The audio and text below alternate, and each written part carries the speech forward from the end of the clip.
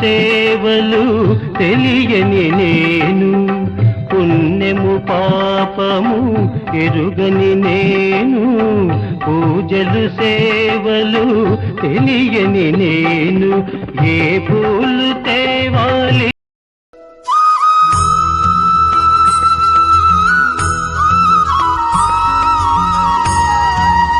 జై శ్రీరామ్ అండి. అందరం క్షేమంగా ఉండాలని కోరుకుంటూ ఈరోజు వీడియో స్టార్ట్ చేస్తున్నానండి. ఇప్పుడైతే మనం జంబుకేశ్వరం ఆలయానికి ప్రధాన ద్వారం ప్రవేశించే లోపుగా ఉన్న ఎంట్రన్స్లోనే ఉన్నామండి. ఈ ఎంట్రన్స్ అంతా కూడా ఒక మండపం భాగం నుంచి ఉంటుందండి. ఈ మండపంలో ఉన్న ప్రతి పిల్లర్పై ఆర్కిటెక్చర్ చాలా అద్భుతంగా ఉంటుందండి. మనం ఆలయంలోనికి ప్రవేశించక ముందే పురాణాల ప్రకారం ఈ ఆలయానికి సంబంధించిన కథను మన కళ్ళ ముందు ఇలా సాక్షాత్కరించారండి. ఈ కథ శ్రీకాళహస్తిలోని ఆలయానికి సంబంధించిన పురాణ కథను పోలి ఉంటుందండి. కాకపోతే పాము కాకుండా ఏనుగు, సాలెపురుగు మాత్రమే ఉంటాయండి. మీరు జాగ్రత్తగా అబ్జర్వ్ చేస్తే ఆ విషయం తెలుస్తుందండి. పూర్వం కైలాసంలో మహాశివుని గణసమూహంలో పుష్పదంతుడు, మాల్యవానుడు అనే 2 గణాలు ఎప్పుడూ గొడవలు పడుతూనే ఉండేవారటండి. అందుకు మహాశివుడు వాళ్ళిద్దరిని భూలోకంలో పుష్పదంతుడిని ఏనుగుగాను, మాల్యవానుణ్ణి సాలెపురుగుగాను జన్మించవలసిందిగా చెప్పించగా, ఇద్దరూ శివుని పాదాలపై పడి క్షమించమని వేడుకొని శివుణ్ణి వదిలి ఉండలేమని శరణు వేడగా, దానికి పరమశివుడు సరేనని తాను జంబుకేశ్వరంలో ఒక భక్తుని కోరికపై జంబువృక్షం కింద వెలుస్తానని తనను సేవించుకోమని వరమిచ్చాడటండి. ఆ తరువాత ఏం జరిగిందో తెలుసుకునే ముందుగా మనం స్వామివారి సేవకు ఉపయోగించే గజరాజునైతే చూద్దామండి. అలానే శివయ్యను దర్శించుకోవడానికి ముందుగానే ఆయన కుమారులైన గణపతికి, అలానే సుబ్రహ్మణ్యేశ్వర స్వామి వారికి ప్రత్యేక ఆలయాలు ఉన్నాయండి.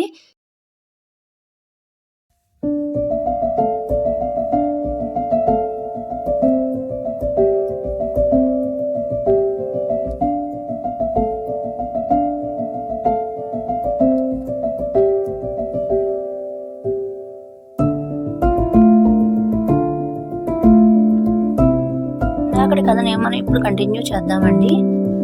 అయితే ఈ జన్మలో కూడా వారిద్దరూ వైరం మానకుండా జంబువృక్షం కింద వెలిసిన శివలింగంపై ఆకులవి పడకుండా సాలెపురుగు గూడు అల్లి తన భక్తిని చాటుకుంటే, తన నోటి నుంచి వచ్చిన ద్రవంతో సాలెపురుగు ఎంగిలిగూడు కట్టిందని ఆ గూడును ధ్వంసం చేసి తన తొండంతో నీటిని తీసుకువచ్చి ఏనుగు శివయ్యను శుభ్రం చేసేదటండి.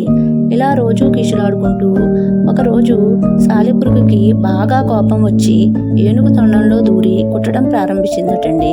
ఆ నొప్పిని భరించలేక ఏనుగు తన తలను ఆ జంబూ వృక్షానికి కొట్టుకుని చనిపోగా ఆ తొండంలో ఉన్న సాలెపురుగు కూడా చనిపోయిందటండి. ఈ విధంగా ఈ 2 గణాలు కూడా శాప విమోచనం చెంది చివరకు కైలాసాన్ని చేరుకున్నారటండి.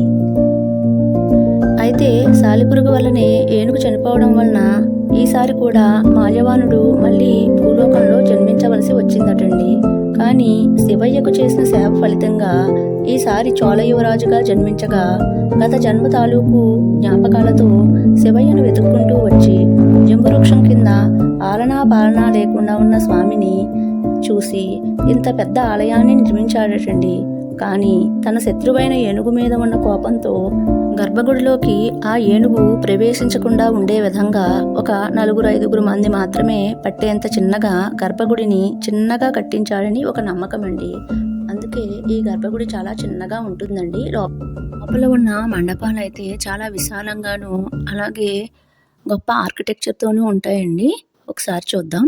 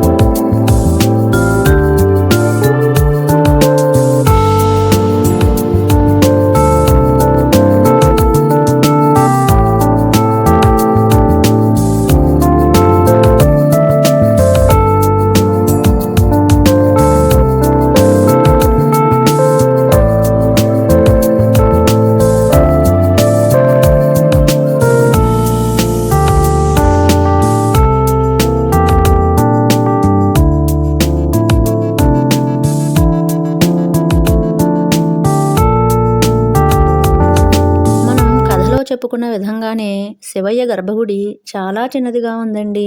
అయితే జంబుకేశ్వరంలో జలలింగం కనుక లింగం నీటిలో ఉంటుందేమో అని అనుకుంటాం. కానీ లింగం నీటిలో ఉండదండి. కానీ పానిపట్టు నుంచి నీరు ఎప్పుడూ వస్తూనే ఉంటుందటండి. దానికి సాక్ష్యంగా స్వామివారి పానిపట్టంపై వస్త్రాన్ని కప్పి ఉంచుతారటండి. అయితే కొంతసేపటికే ఆ వస్త్రమంతా తడిచిపోతుంది. ఆ నీరు ఎక్కడి నుంచి వస్తుందో ఇప్పటికీ ఎవ్వరికీ తెలియదటండి. ఇదే ఇక్కడి స్వామివారి మహిమ. శివయ్య దర్శనం తర్వాత ఆలయ ప్రాంగణం అంతా ఒక్కసారి చూద్దామండి. ఈ ఆలయ ప్రాంగణంలో ఉన్న శివలింగాలన్నింటికి అలానే నందీశ్వరులన్నింటికీ కూడా పంచెలను అలంకరించి ఉన్నారండి.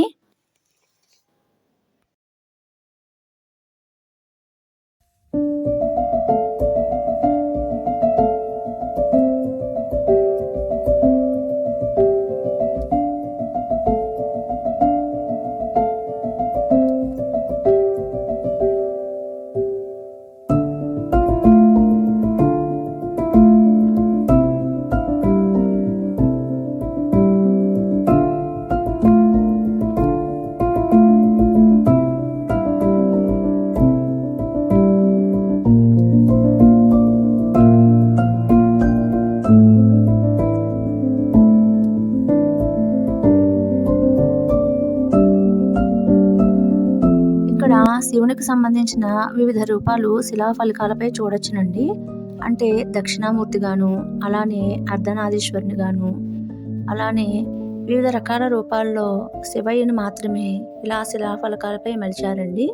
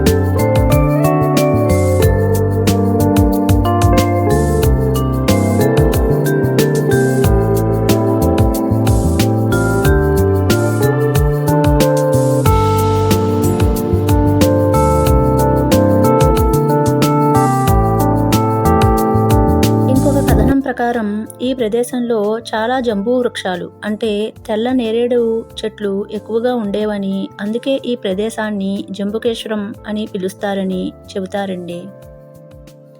మరొక కథనం ప్రకారం శివయ్యకు శంభుడు అనే మహాభక్తుడు ఉండేవాడని, ఆయనకు పరమేశ్వరుణ్ణి ప్రత్యక్షంగా పూజించుకోవాలనే కోరికతో ఘోర తపస్సు చేయగా అందుకు శివుడు శంభుని భక్తికి మెచ్చి ఈ కావేరీ నదీ తీరంలో జలలింగంగా వెలుస్తానని శంభుణ్ణి వృక్షంగా మారి తనను పూజించుకునే వరమివ్వగా శంభుడు జంబూ వృక్షంగా, అలానే శివయ్య జంబుకేశ్వరునిగా పిలువబడుతున్నారని తెలుస్తోందండి.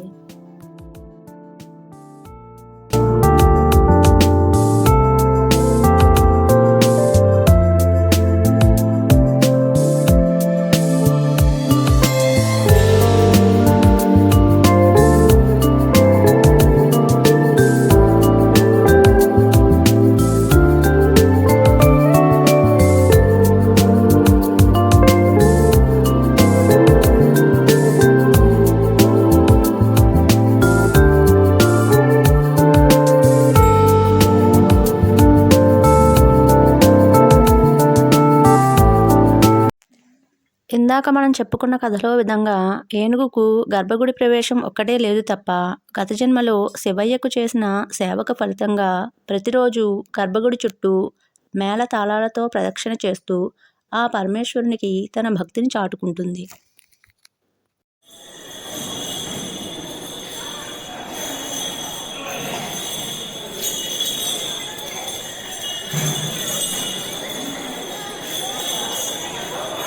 ఈ జంబుకేశ్వర ఆలయాన్ని తిరువైకావల్ లేదా తిరుమావకై అని కూడా పిలుస్తారటండి. అంటే ఏనుగు చేత పూజలు అందుకుంటున్న ఆలయం అనే అర్థం వస్తుందటండి. ఇప్పుడు మనం ఆలయ ప్రాంగణంలో ఉన్న ఇతర స్తంభాలపై ఉన్న ఆర్కిటెక్చర్ను కూడా చూద్దామండి.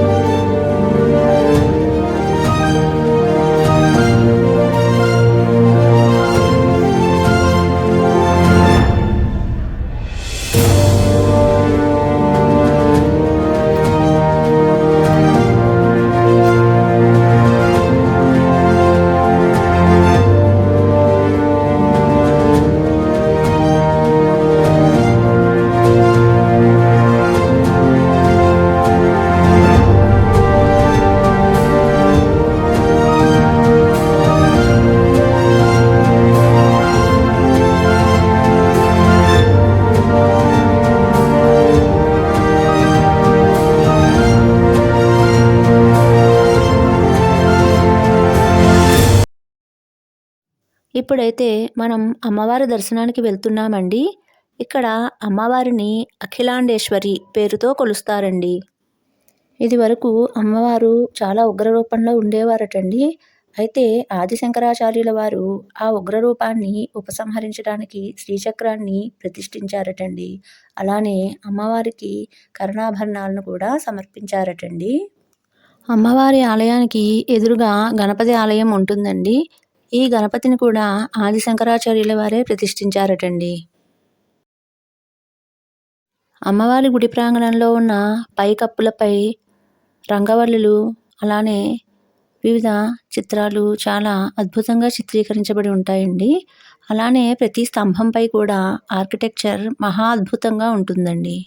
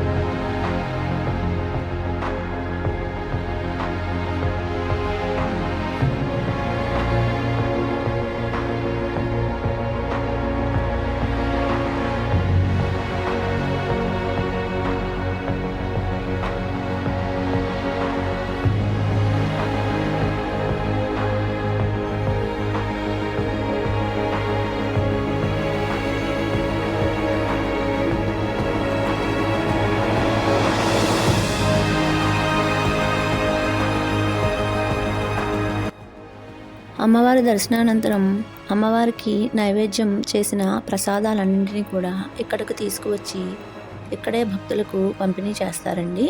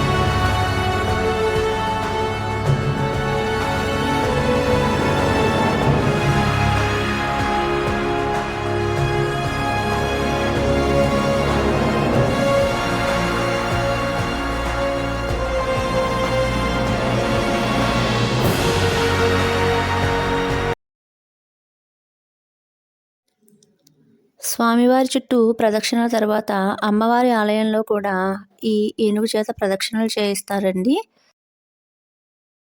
ఈ ఆలయంలో అమ్మవారిని 3 పూటల 3 రకాల అలంకరణలతో ప్రతిరోజు అలంకరిస్తారటండి. అందుకనే వాటికి సంబంధించిన పూలు, అలంకరణ అంతా కూడా గుడి ప్రాంగణంలోనే జరుగుతూ ఉంటుందండి. అఖండ భారతావనిని కాపాడే శక్తిస్థానంగా ఈ ఆలయానికి పేరుందండి. ఇక్కడ జంబుకేశ్వరుడు అలానే అఖిలాండేశ్వరి దేవి ఎంతో నిదర్శనం గలవారండి. మన జీవితంలో తప్పకుండా దర్శించుకోవాల్సిన ఆలయాల్లో ఈ జంబుకేశ్వర ఆలయం కూడా ఒకటండి. ఈ వీడియో మీ అందరికీ నచ్చుతుందని ఆశిస్తున్నానండి. థ్యాంక్ యూ ఫర్ వాచింగ్ అండి.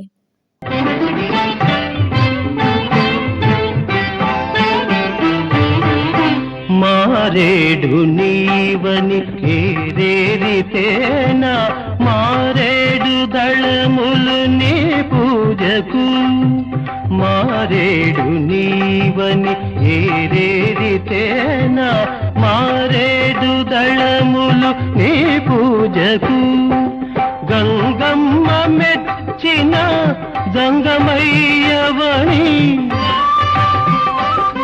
గంగమ్మ మెచ్చిన జంగమయ్యవని గంగను తేన నీ సేవకు